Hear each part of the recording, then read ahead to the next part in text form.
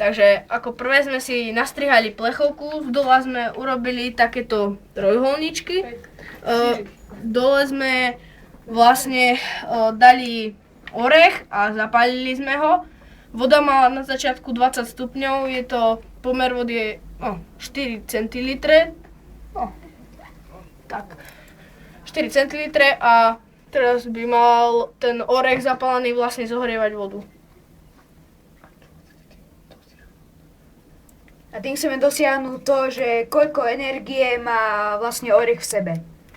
Že ako dokáže silno vlastne zohriať vodu.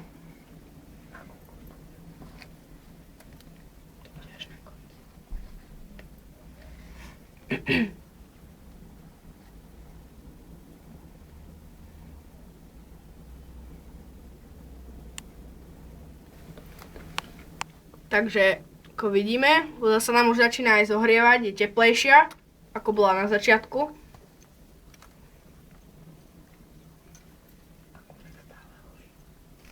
Orech nám stále horí, veľmi dobre, má prívod kyslíka a vlastne tu uniká vlastne ten prebytočný dým a teplo.